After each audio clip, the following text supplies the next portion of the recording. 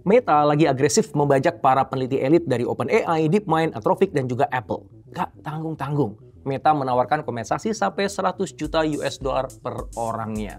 Langkah brutal Meta ini menyulut perang talenta AI paling besar sekaligus paling mahal sepanjang sejarah.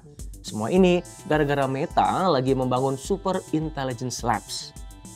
Para pesaingnya pun langsung bereaksi. CEO OpenAI, Sam Altman, menerbitkan memo internal untuk mempertahankan keutuhan timnya. Sedangkan Anthropic dan DeepMind langsung memperketat kontrak dan menaikkan bonus. Apa sih Super Intelligence Labs itu? Sejauh mana aksi brutal Meta membajak talenta ini menguntungkan dirinya? Atau jangan-jangan ini hanya akan merusak tatanan ekosistem pengembangan AI dunia?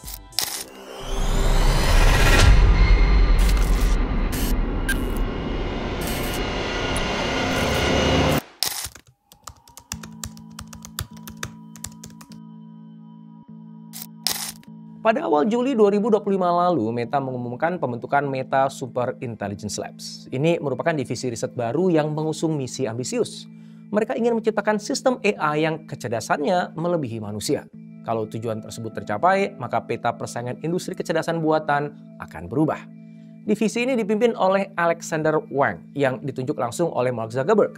Penunjukan Wang dinilai sangat penting sebab meskipun bukan ilmuwan, Wang terkenal jago mengelola proyek teknologi dengan cepat dan efisien. Beberapa minggu setelah pengumuman itu, dunia riset AI geger. Gara-garanya Meta merekrut beberapa peneliti top dari OpenAI, DeepMind, Anthropic, dan juga Apple. Salah satunya adalah Zhengjia Zhao. Dia adalah salah seorang yang ikut menciptakan GPT-4 dan model penalaran AI bernama O1. Zuckerberg mengangkat Zhao sebagai Chief Scientist di Meta Super Intelligence Lab. Selain Zhao, Meta juga menarik beberapa peneliti penting di kantor OpenAI di Zurich, serta beberapa ahli yang fokus di bidang AI multimodal. Meta mengeluarkan dana yang sangat besar untuk mendukung semua langkahnya itu. Mereka memberikan bonus kepada para ahli yang direkrut masing-masingnya sebesar 100 juta US dollar, juga menginvestasikan 14 miliar US dollar ke scale AI. Lalu membangun pusat pelatihan AI super besar di Ohio dengan daya listrik mencapai 1 gigawatt. Proyek yang disebut Prometheus itu ditargetkan selesai pada tahun 2026.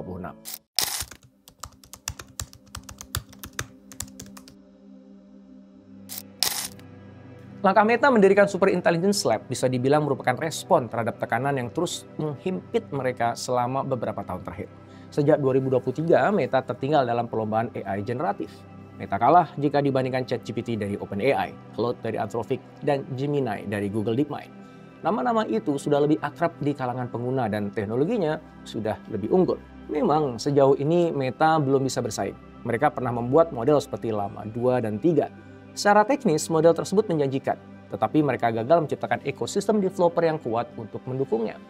Meta juga gagal ketika menggelar LlamaCon 2025. Ketika itu developer menilai Meta tidak punya arah inovasi yang jelas. Padahal para pesaing terus-menerus membuat terobosan demi terobosan. Selain itu, Meta menghadapi masalah lain. Laboratorium riset utama mereka yang disebut FAIR dinilai terlalu akademis. FAIR tidak menghasilkan temuan-temuan yang relevan dengan kebutuhan pasar.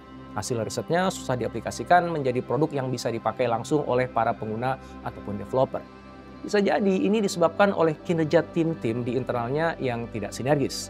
Masing-masing berjalan sendiri-sendiri. Akibatnya inovasi jadi terhambat dan Meta tidak menghasilkan produk yang kompetitif. Sementara itu di kalangan internal banyak yang meragukan arah Meta dalam dunia AI. Keraguan itu mendorong banyaknya pekerja bertalenta yang resign. Mereka pindah ke perusahaan pesaing atau mendirikan startup. Gelombang resign tersebut menciptakan citra negatif seolah-olah Meta bukan lagi tempat terbaik bagi para pemikir dan pelaku AI frontier. Itu semua membuat Meta semakin tertinggal dalam industri kecerdasan buatan.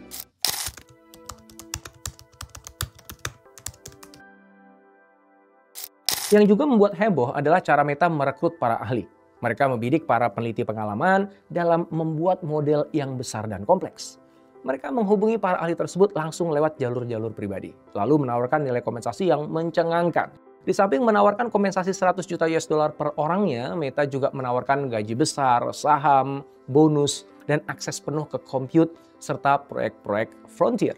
Meta juga menawarkan mimpi untuk membangun AGI tanpa batasan birokrasi. Bagi banyak peneliti, tawaran ini seperti sebuah kebebasan yang mereka idam-idamkan. Proses rekrutmen Meta jadi gosip panas. Di forum-forum teknologi, pergerakan para ahli dipantau seperti dalam bursa transfer atlet. Platform seperti TBPN, bahkan memuat info-info terbaru tentang siapa pindah kemana. Lengkap dengan analisis performa dan nilai tawarannya. Pergerakan rekrutmen ini menjadi gosip yang belum pernah ada sebelumnya dalam sejarah perkembangan AI. Yang dibahas bukan hanya angka-angkanya, tapi juga soal arah masa depan teknologi. Akibatnya, komunitas industri AI gonjang-ganjing. OpenAI kehilangan orang-orang terpenting di tim ChatGPT, termasuk Zheng Zhao. Anthropic juga terkena imbas. Padahal selama ini mereka sangat hati-hati dan selektif dalam mengelola tim. Sedangkan DeepMind kehilangan beberapa peneliti dari proyek Gemini dan AlphaCode. Akhirnya mereka nggak tinggal diam. OpenAI memperkuat sistem retensinya. Mereka menambah kompensasi, memperpanjang kontrak kerja, dan menekankan kembali pentingnya misi membangun AI yang aman dan bermanfaat. Sam Altman sebagai CEO OpenAI sampai membuat memo internal. Isinya jelas, budaya misi tidak boleh dikalahkan oleh tawaran uang. Sementara itu Anthropic membangun ulang skema insentif jangka panjang dan menguatkan struktur internal. Sedangkan Google dan DeepMind mengambil langkah yang lebih teknis. Mereka menyatukan tim-tim risetnya masing-masing. Mereka juga mulai mendekati kampus-kampus dengan membuat program beasiswa serta kolaborasi riset terbuka. Bukan hanya perusahaan pesaing yang tersengat langkah Meta. Para analis pun mulai khawatir. Mereka menilai strategi Meta bisa menciptakan ketimpangan yang semakin tajam. Mereka memperkirakan nantinya hanya tinggal segelintir perusahaan saja yang bisa membeli orang-orang terbaik.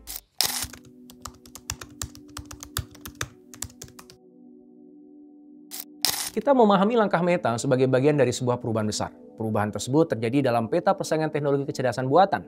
Kita dibuat lebih memahami aspek terpenting dan paling menentukan dalam keberhasilan mengembangkan teknologi AI. Aspek itu ternyata bukan besarnya data yang dimiliki, juga bukan kekuatan infrastruktur yang dipakai, tapi aspek itu adalah manusia paling cerdas dan berpengalaman dalam membangun teknologi AI yang bisa diajak bekerja sama. Mereka adalah para peneliti dan insinyur papan atas yang bisa merancang model baru. Mereka juga bisa memaksimalkan penggunaan daya komputasi serta mampu mengembangkan kemampuan berpikir mesin secara kompleks. Mereka itulah yang menjadi aset paling bernilai dan paling menentukan dalam upaya memajukan dan menguasai teknologi AI, sekaligus mengungguli para pesaingnya. Hal itulah yang dipahami sepenuhnya oleh Meta. Itu pula yang membuat mereka kemudian bergerak cepat, mengumpulkan dan merekrut orang-orang yang terbaik. Berapapun biayanya, gak penting. Mereka berani menawarkan kompensasi sangat besar, mulai dari bonus ratusan juta dolar, saham dalam jumlah besar, sampai posisi penting dalam tim strategis. Begitu pentingnya usaha tersebut sampai Mark Zuckerberg sendiri turun tangan langsung. Dia yang menghubungi para kandidat, mengundangnya secara pribadi dan melakukan pendekatan-pendekatan personal. Langkah Meta langsung memicu perang talenta AI dalam arti yang sebenarnya. Akibatnya, universitas-universitas top mulai kehilangan peneliti muda, bahkan sebelum mereka lulus. Startup harus memutar strategi agar bisa tetap bersaing. Mereka menaikkan porsi saham untuk satu orang atau memberikan gelar co-founder. Semua itu ditawarkan demi menarik minat dan mempertahankan keberadaan para ahli. Walhasil, rekrutmen di industri AI telah menjadi pertarungan yang sengit, mahal, dan emosional. Akibatnya muncullah dua kelompok yang berbeda. Kelompok pertama adalah para engineer dan peneliti elit yang diperebutkan dan ditawari posisi strategis. Kelompok kedua adalah para engineer biasa yang perannya mulai tergeser oleh alat-alat bantu seperti Copilot dan Claude Code. Jadi kita memahami langkah Meta bukan sekedar bisa memanaskan persaingan. Dengan langkahnya itu, Meta sedang mengkonsep ulang aturan main di industri AI. Kini semua pandangan sedang tertuju pada hasil akhir dari pertaruhan besar ini.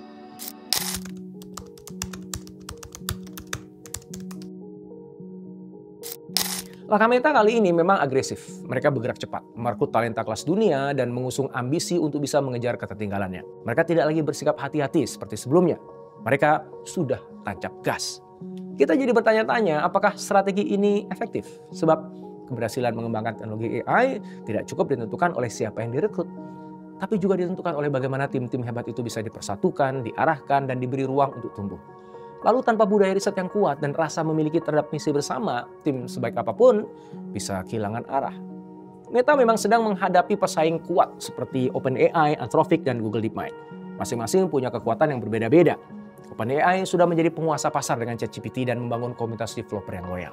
Anthropic mengedepankan pendekatan yang berhati-hati namun sangat teknis, terutama dalam hal keamanan dan etika. DeepMind unggul dari sisi riset yang mendalam dan didukung penuh oleh Google. Sedangkan Apple terus memperkuat integrasi AI ke dalam ekosistem produknya. Untuk mengatasi kekuatan pesaingnya itu, Meta langsung menonjok. Dia merebut manusia-manusia terbaik yang dimiliki oleh para pesaingnya. langkah ini terbilang berani sekaligus beresiko. Selain itu, Meta juga tidak terpancing untuk bermain di jalur yang sama dengan pesaing. Para pesaingnya fokus dengan pengembangan model besar untuk chatbot atau sistem kode. Sedangkan Meta fokus pada upaya mengembangkan personal super intelligence. Ini adalah AI yang benar-benar personal, seperti asisten digital yang membaur di dalam aktivitas kehidupan sehari-hari. Teknologinya lebih aplikatif dan akan membuat Meta AI benar-benar berbeda. Meta sedang berusaha menyatukan kekuatan AI generatif dengan produk yang banyak digunakan orang sehari-hari. Di antaranya kacamata pintar dan platform sosial. Usaha Meta memang menjanjikan, tapi tidak ada jaminan bahwa rancangan produknya bisa membuat Meta unggul. Sebab terlebih dahulu, Meta harus bisa mengatasi tantangan-tantangan besar. Mereka harus mampu mengelola ekspektasi tinggi, menjaga semangat kolaborasi, dan memastikan bahwa misi yang mereka usung tetap relevan dan bermakna.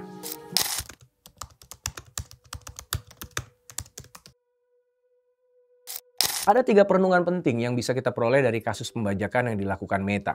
Pertama, kita diingatkan bahwa di era kecerdasan buatan, mata uang yang paling berharga adalah para ahli berpengalaman, bukan data yang besar atau chip yang super cepat. Siapapun yang bisa merekrut para ahli dalam membangun sistem cerdas, maka dialah yang akan unggul. Buktinya, posisi Meta dalam persaingan AI global langsung naik setelah mereka merekrut talenta-talenta hebat. Meskipun pembajakan itu sebenarnya membuat seluruh ekosistem terguncang. Kampus-kampus dan startup kecil jadi semakin susah mempertahankan orang-orang terbaiknya. Kedua, mengumpulkan para bintang dalam satu tim belum tentu bisa menghasilkan prestasi yang hebat. Fenomena yang sering disebut sebagai superstar effect ini bisa berbalik menjadi hambatan. Pengalaman memperlihatkan dalam sebuah tim yang berisi orang-orang hebat biasanya susah sekali dibangun semangat kolaborasi. Sebab masing-masing bintang sudah memiliki ego yang kuat, gaya kerja dan visi yang berbeda-beda. Akibatnya, tim tidak bisa produktif. Oleh karena itu, diperlukan kultur organisasi yang kuat dan kepemimpinan yang juga kuat. Tanpa itu semua, perebutan besar-besaran bisa jadi bumerang dan mendorong terjadinya stagnasi, bukan inovasi. Ketiga, berlomba-lomba menawarkan bonus dan gaji yang semakin tinggi dalam jangka panjang bisa menciptakan ketidakseimbangan. Perusahaan akan terjebak dalam siklus pengeluaran biaya yang tidak sehat. Perlombaan seperti ini bisa menciptakan bubble baru di industri AI yang mirip seperti tech winter. Ketika ekspektasi terhadap para ahli tidak seimbang dengan hasil kerjanya, maka runtuhlah kepercayaan terhadap mereka. Maka dari itu, semua pemain harus bersama-sama menjaga keseimbangan antara misi, insentif, dan ekosistem jangka panjang. Jangan sampai ekosistem bisnis rusak oleh tingkah laku kutu loncat. Kita patut bertanya apakah Meta bisa mengejar ketertinggalannya dalam pengembangan AI. Merekrut nama-nama besar memang penting, tapi dalam membangun sesuatu yang benar-benar berdampak, dibutuhkan lebih dari sekedar tim hebat. Nanti kita akan menyaksikan sendiri apakah Meta sedang membuka jalan baru atau sekedar menciptakan gemuruh sesaat.